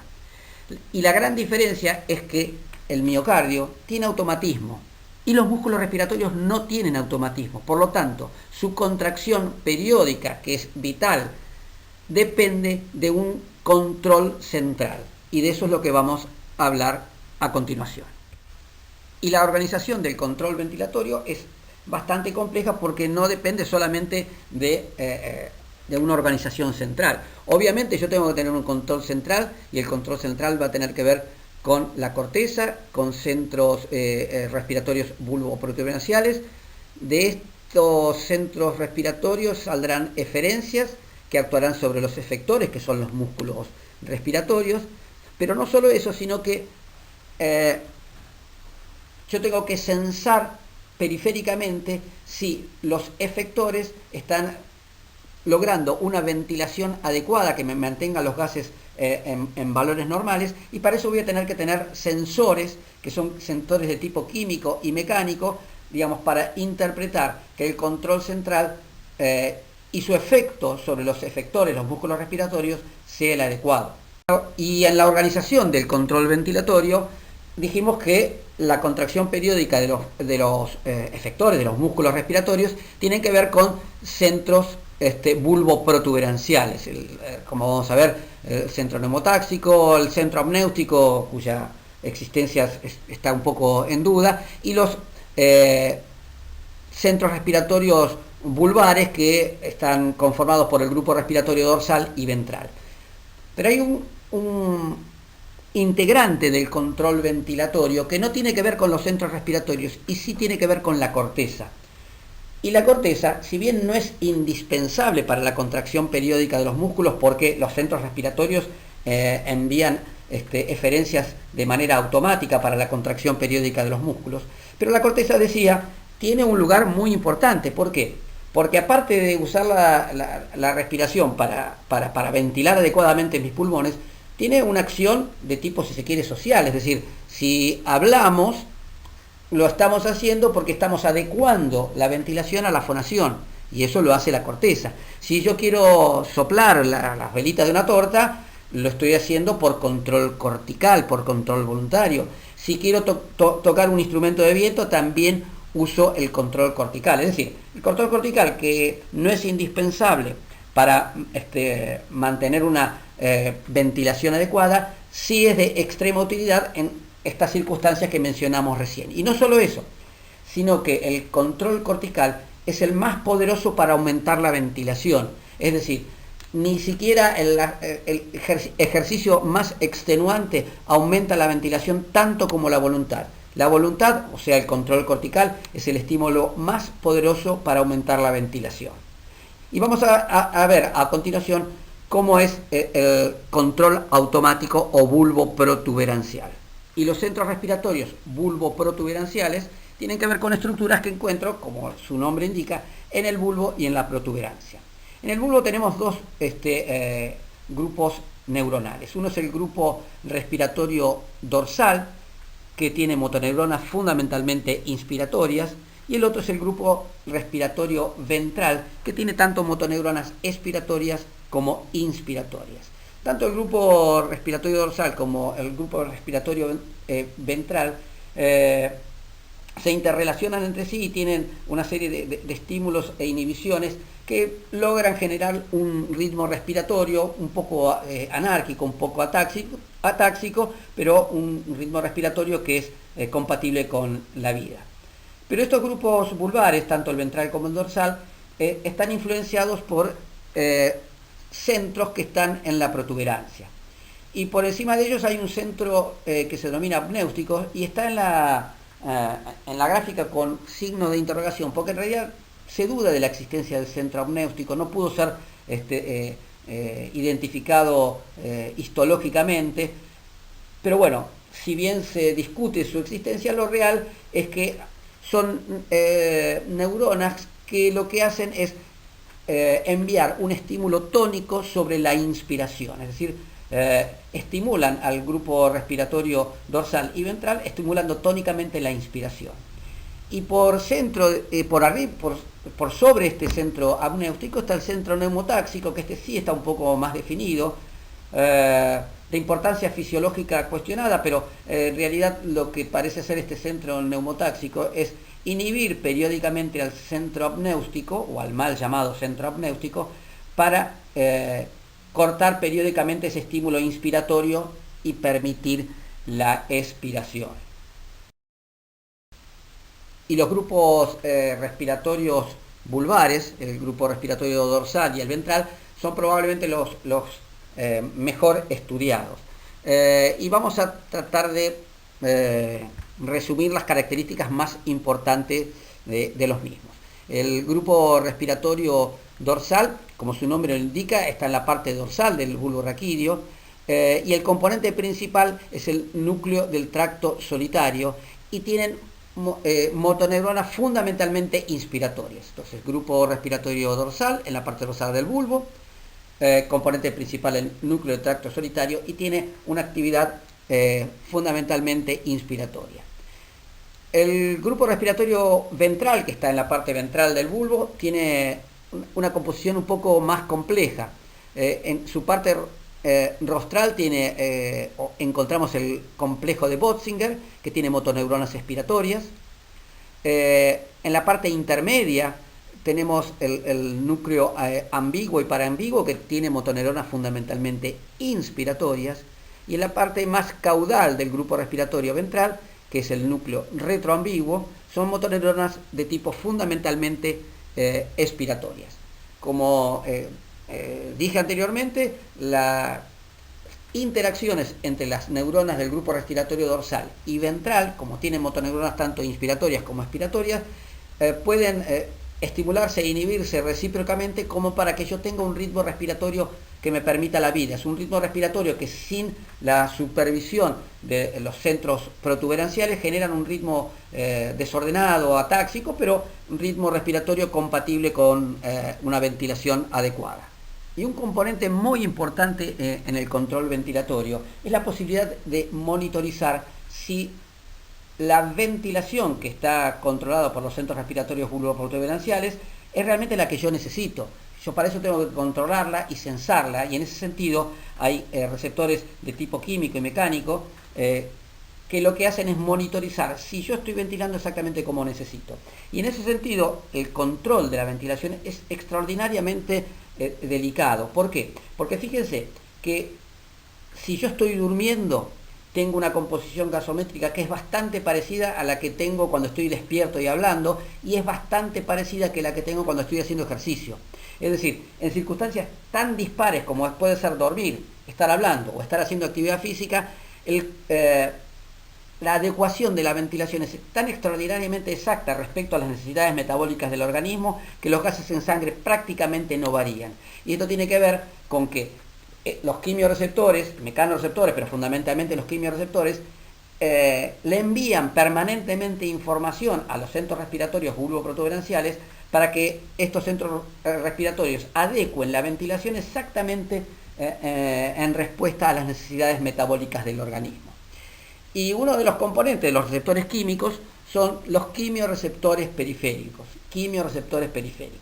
Los quimioreceptores periféricos se encuentran en el callado de la aorta, que son los cuerpos aórticos, y se encuentran en la bifurcación de las carótidas, y son los cuerpos carotídeos. No tienen nada que ver con los varoreceptores, que tienen ubicación anatómica similar. Son receptores de distinto tipo, son receptores de tipo químico. Y estos quimioreceptores periféricos, que están en el callado aórtico y en la bifurcación de las carótidas, a través del glosofaringio y el nervio vago, envían información a los centros respiratorios.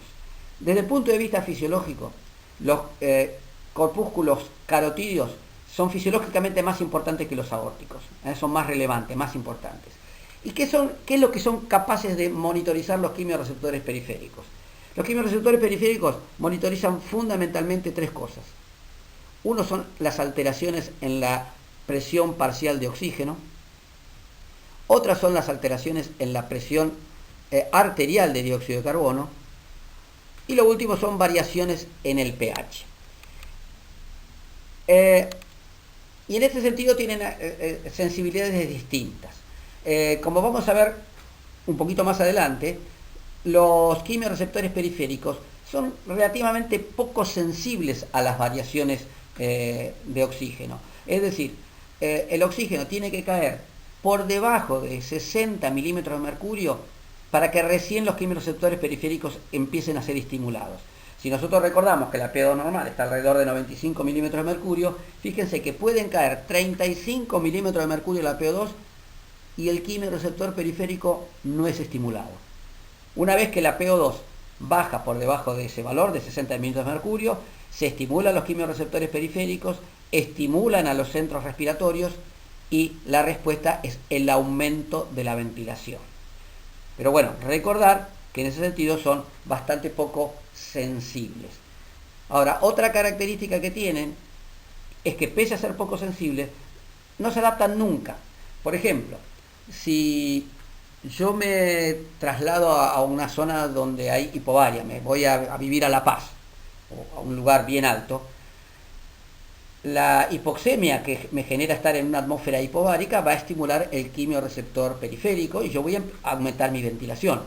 Bueno, si yo me traslado a una zona donde la presión barométrica es baja, estoy en altura, y me quedo viviendo 10 años ahí, voy a seguir hiperventilando a lo largo de los 10 años. Es decir, los quimiorreceptores periféricos no tienen mecanismo de adaptación. Siempre que haya estímulo van a responder. En realidad los quimiorreceptores periféricos pueden adaptarse al estímulo hipóxico en los primeros 2 años de vida. Es decir, los recién nacidos y hasta los 2 años pueden adaptar su quimiorreceptor periférico a la hipoxia. Pero una vez que el sistema nervioso está completamente desarrollado, el quimiorreceptor periférico no se adapta al estímulo. En lo que respecta al estímulo por dióxido de carbono, tienen una diferencia importante en lo que respecta a la estimulación por hipoxia. Son extremadamente sensibles a los cambios en la CO2. El dióxido de carbono, cambiando 2-3 milímetros de mercurio, ya alcanza para estimular el quimiorreceptor periférico. O sea que son poco sensibles en lo que respecta al estímulo hipóxico, pero son extremadamente sensibles en lo que respecta al estímulo hipercápnico. Y lo mismo pasa con el pH.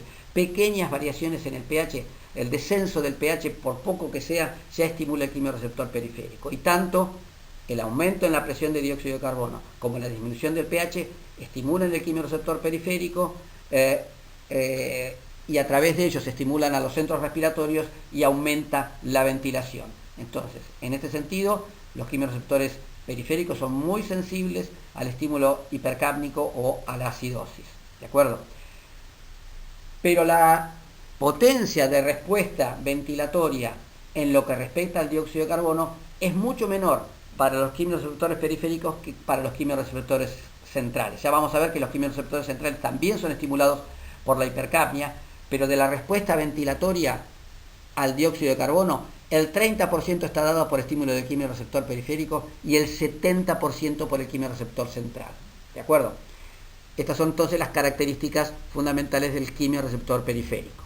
Y para graficar lo que explicábamos precedentemente, esto es el corpúsculo carotídeo, que entre los aórticos y los carotídeos, los que son fisiológicamente más importantes son los carotídeos.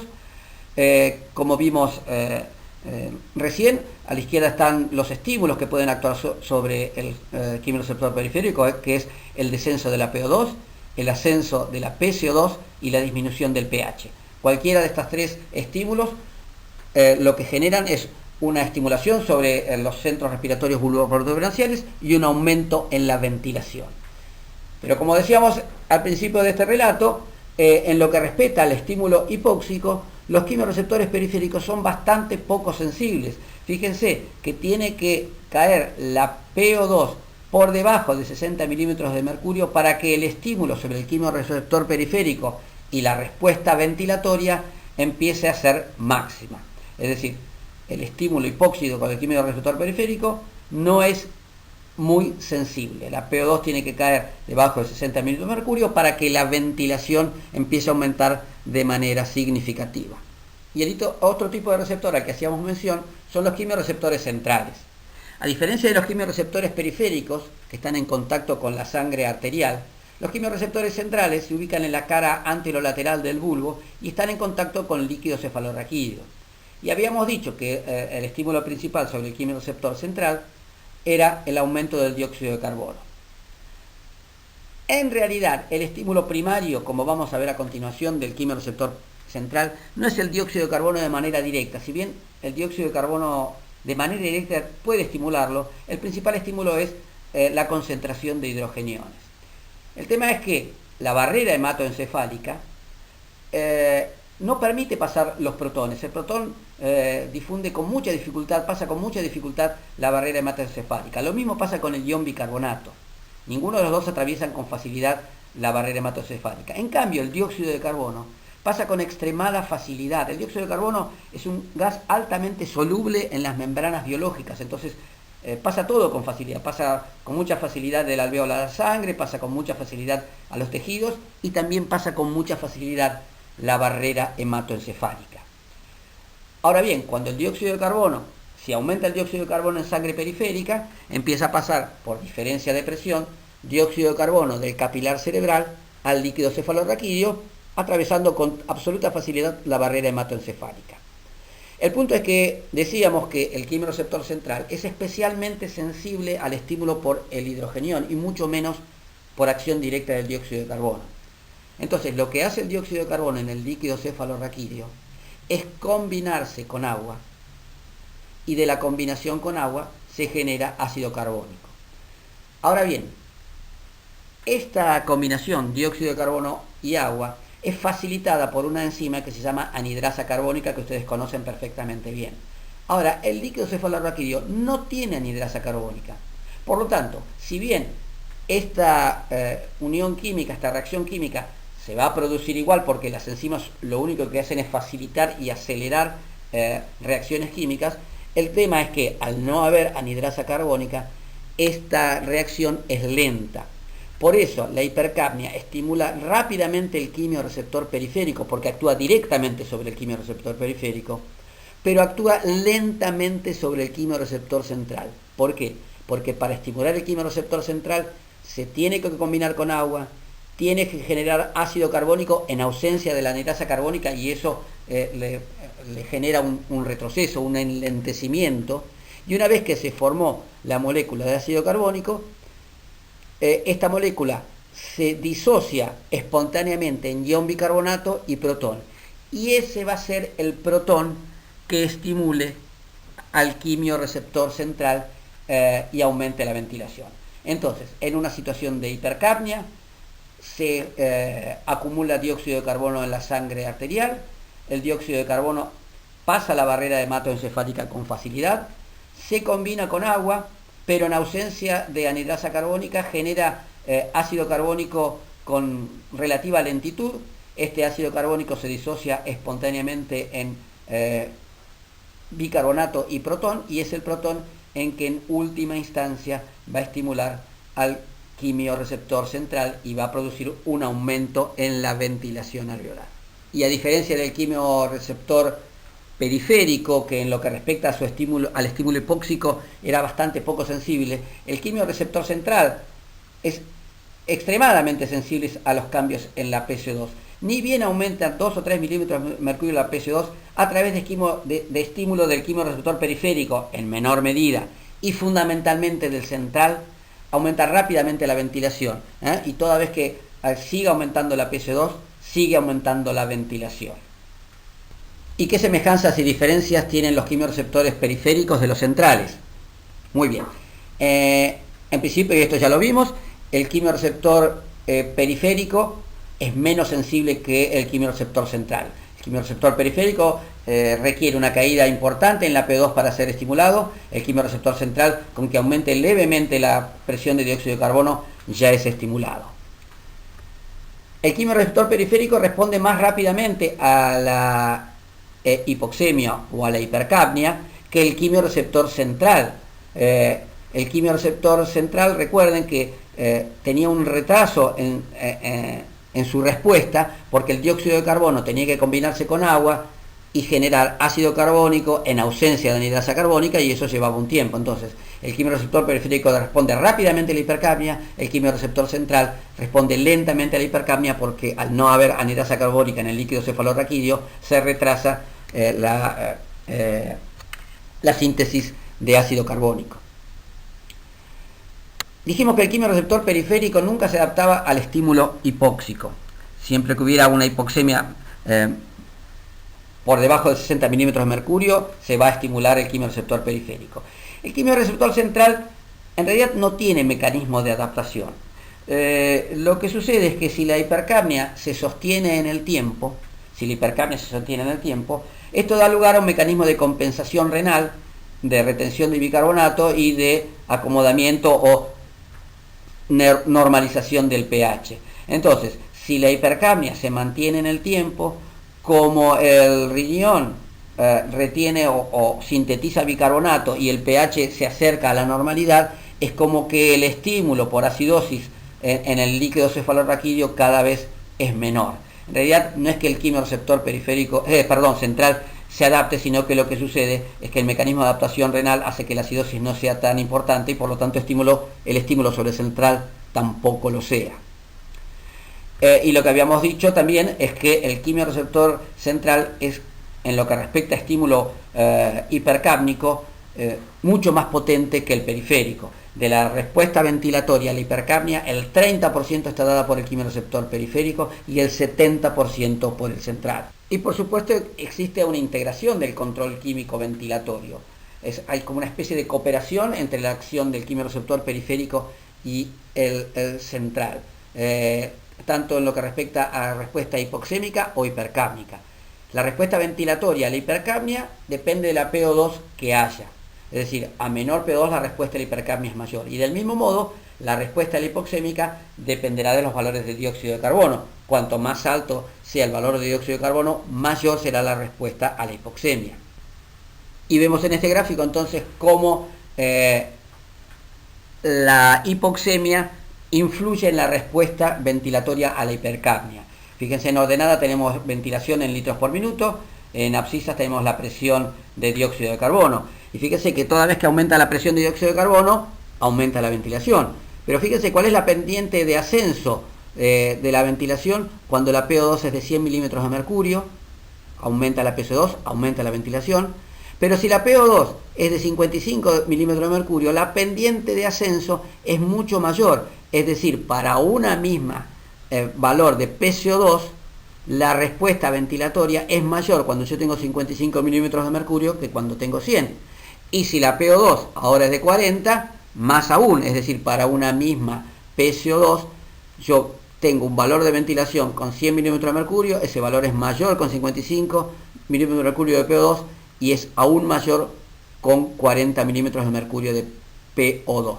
Es decir, la hipoxemia de alguna manera sensibiliza la respuesta del quimiorreceptor periférico central a la hipercapnia. A mayor grado de hipoxemia, más respuesta ventilatoria a la hipercapnia. Y ahora vamos a ver cómo varía la respuesta a la hipoxia a distintos niveles de CO2.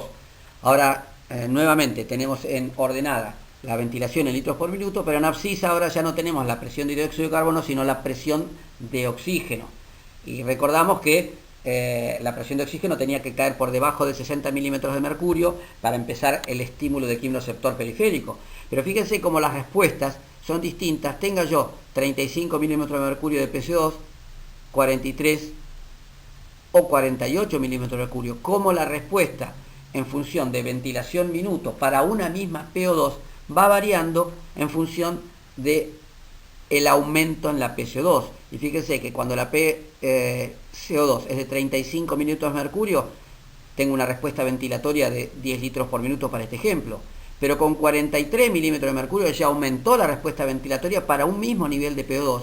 Y mucho más si tengo 48 milímetros de mercurio. Es decir, a semejanza del ejemplo anterior, la hipercapnia sensibiliza la respuesta del quimiorreceptor periférico a la hipoxemia. Para un mismo valor de PO2, la respuesta ventilatoria con hipercapnia es cada vez mayor. ¿Y cómo se puede medir el control ventilatorio? Las alteraciones del control ventilatorio no son muy frecuentes, pero existen. Y uno diría que uno puede medir el control ventilatorio, por ejemplo, sometiendo a una persona a una situación de hipoxia y viendo cómo aumenta su ventilación. Este mecanismo no se usa porque al ser poco sensible el quimiorreceptor periférico a la hipoxemia, yo tendría que bajar la P2 a límites riesgosos para que recién el paciente empiece a hiperventilar, o sea que no se usa. Otro es el estímulo hipercápnico, y el estímulo hipercápnico es el que se usa. En algún momento lo que se hacía era aumentar la PCO2 y ver cómo respondía el paciente aumentando su ventilación. Es decir, yo le generaba una atmósfera rica en CO2, le subía la PCO2 a 45, 50, 55, 60 y veía la respuesta ventilatoria. Este método de estimulación por CO2 se dejó de hacer. ¿Por qué? Porque había pacientes que por tener patología restrictiva u obstructiva muy severa, a veces no podían responder aumentando la ventilación, no porque el centro respiratorio le funcionara mal, sino porque sus pulmones, por estar o muy restrictivos o muy obstruidos, no podían aumentar la ventilación por una cuestión propia del pulmón. Entonces, ya desde hace muchos años, a la única prueba que se usa para evaluar el control ventilatorio es la P01. ¿Y qué es esto de la P01? Bueno, para hacer la P01 lo que se hace es a la persona a la que yo quiero evaluar, la hago respirar en un circuito cerrado, es decir, es un circuito donde respira el propio aire que expira. Y ese circuito yo le voy a agregar dióxido de carbono. ¿De acuerdo? Entonces, está respirando una mezcla que tiene dióxido de carbono y como el paciente inspira y expira en un circuito cerrado, va enriqueciendo el dióxido de carbono de ese circuito con el propio dióxido de carbono que uno produce. Por lo tanto, lo que va a pasar es que el dióxido de carbono en el circuito y en la sangre del paciente va a empezar a aumentar. Y este circuito cerrado con dióxido de carbono en su interior tiene la posibilidad de medir dos cosas. Una es la presión telespiratoria de dióxido de carbono, que las siglas PETCO, presión telespiratoria de dióxido de carbono, y otra es la presión que se genera en el circuito. Acuérdense que la presión telespiratoria de dióxido de carbono es muy parecida a la presión alveolar y arterial de dióxido de carbono. ¿Por qué? Porque cuando yo expiro, si yo mido dióxido de carbono en el aire expirado en una persona, cuando empieza a expirar, al principio de la expiración, lo que sale es aire de la vía aérea, que no tiene dióxido de carbono.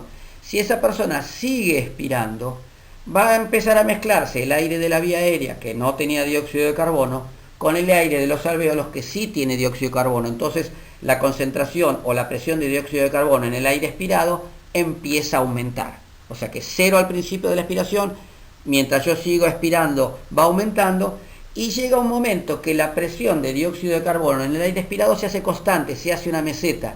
Y ese es el momento en el que está saliendo de mis pulmones aire alveolar puro, ya no quedó nada de aire de la vía aérea. Entonces, si yo tomo la presión de dióxido de carbono al final de la expiración, estoy midiendo aire alveolar. Entonces, esa presión telespiratoria quiere decir al final de la expiración. Esa presión telespiratoria de dióxido de carbono es la misma que el aire alveolar, por lo tanto va a ser la misma que la presión arterial de dióxido de carbono. Es una manera incruenta de estimar la presión arterial de dióxido de carbono. Entonces, en ese circuito puedo medir presión telespiratoria de dióxido de carbono, que es igual a la arterial, y presión. Entonces, ¿qué es lo que voy a hacer? A intervalos definidos, yo lo que voy a hacer es cerrarle el circuito a esa persona. Es decir, cuando esa persona va a inspirar, yo le cierro la válvula inspiratoria. Por lo tanto, si esa persona inspira contra una válvula inspiratoria cerrada, lo que hace es producir una caída de presión dentro del circuito. ¿Y cómo es esto?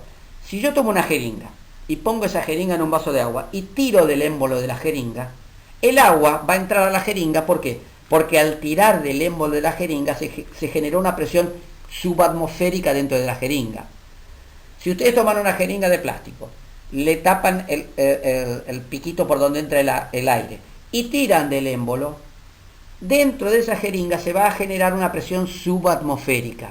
Bueno, lo mismo pasa en este circuito. Si esa persona hace un esfuerzo inspiratorio y tiene cerrada el lugar por donde tiene que entrar el aire, lógicamente va a disminuir la presión dentro del circuito. Se va a hacer subatmosférica. Lógicamente, cuanto más dióxido de carbono yo tenga en el circuito, más voy a hiperventilar por estímulo del quimiorreceptor periférico y el central. Y si más hiperventilo, lo que voy a hacer cada vez que ocluya la rama inspiratoria, esa presión va a ser cada vez más baja, más subatmosférica, porque yo estoy respirando con más fuerza. Y lo que se va a hacer es medir la caída de la presión en los primeros 100 milisegundos y correlacionarla con la presión de CO2. Y lo fisiológico, lo normal, es que cuando yo estoy más hipercápnico, más fuerza voy a hacer para respirar y más va a caer la presión cuando yo ocluyo la manguera inspiratoria. O sea, cuanto más hipercápnico estoy, más hiperventilo, y cuando cierro la rama inspiratoria, más va a caer la presión en su interior. Y la pregunta es, ¿por qué en los primeros 100 milisegundos? ¿Por qué no en el medio segundo o en el segundo? Porque está bien determinado que cuando se cierra la válvula inspiratoria, yo, si me doy cuenta que está cerrado, voy a hacer más fuerza. Es decir, si ustedes están respirando y de repente le tapan la rama por donde tienen que respirar, ustedes van a hacer más fuerza. Pero eso es estímulo cortical, porque ustedes se dieron cuenta que la rama está cerrada. Yo no quiero medir la corteza, quiero medir el control automático. Se estima que desde que se cierra la válvula hasta que yo tengo arribo cortical de esa situación, hasta que llega esa sensación de que la válvula está cerrada, se demoran más o menos 200 milisegundos. Es decir, si yo mido la caída de presión en los primeros 100 milisegundos, no hubo arribo cortical de la señal. Yo no me di cuenta de que esa manguera estaba cerrada. O sea que todo lo que caiga la presión en los primeros 100 milisegundos va a ser por descarga automática de los centros bulboprotuberanciales, que es lo que yo quiero estudiar. Y este es el circuito donde yo voy a medir la P01. Es un circuito cerrado. La persona que respira va a respirar, inspirar y expirar dentro de este circuito, y este circuito tiene dos válvulas que hacen que el aire pueda ir solamente en ese sentido, ¿de acuerdo? No puede circular de otra manera que no sea en el sentido de las flechas rojas. Y ese circuito cerrado por donde respira la persona está conectado a esa bolsa negra que tiene 7% de dióxido de carbono y después oxígeno. Es decir, ya ese 7% de dióxido de carbono va a empezar a estimular a los quimiorreceptores. Y encima yo voy a enriquecer esa mezcla porque cuando yo expiro estoy volcando más dióxido de carbono al circuito.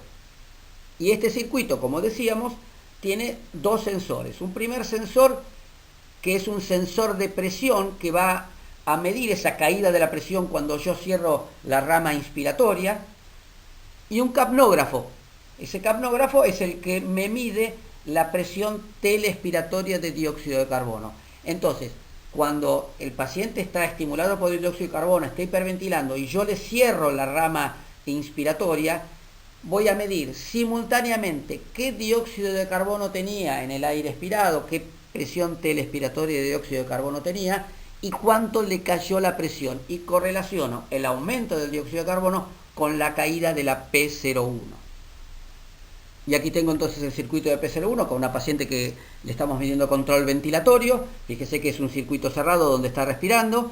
Y fíjense que después de la boquilla lo que vienen son los dos sensores. El sensor de dióxido de carbono, el capnógrafo para medir entalía al CO2 o presión telespiratoria de dióxido de carbono, y el sensor de presión. Esto es una medida real del control ventilatorio en una paciente. Y esta es la imagen gráfica de la P01.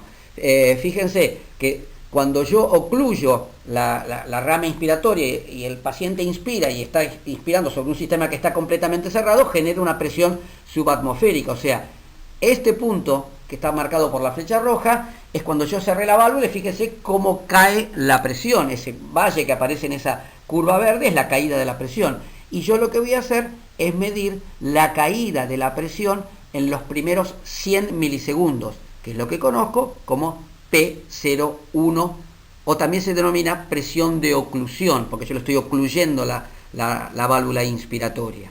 Y esto es como se vería gráficamente la relación P01-PCO2. Fíjense que en ordenada yo tengo la P01, que se mide en centímetros de agua. En realidad son presiones subatmosféricas, debería decir ahí -1, -2, -3.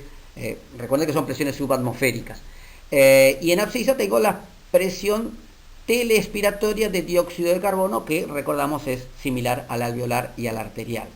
Y fíjense que una respuesta normal es esa línea sólida que aparece ahí, donde a medida que va aumentando la PCO2 a 45, 50, 55, etcétera, etcétera, lo que yo tengo es P01 cada vez más negativa. Largo de -1, me voy a -2, -3, -6, -7, etcétera, etcétera. Eso es lo que uno espera que suceda normalmente. A medida que aumenta la PCO2, la presión telespiratoria de CO2, no solo aumento mi ventilación, sino cada vez inspiro con más fuerza. O sea que genero, al cerrar la rama inspiratoria, una presión cada vez más subatmosférica.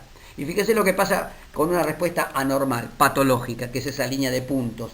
Fíjense que la P01, que a 40 milímetros de mercurio de PCO2 es de 1 centímetro de agua, a 70 milímetros de mercurio de PCO2 prácticamente no aumentó nada. Es una respuesta plana, respuesta patológica. Esto es entonces cómo se miden las alteraciones del control ventilatorio, que como yo les decía hace un rato no son frecuentes, pero cada tanto están.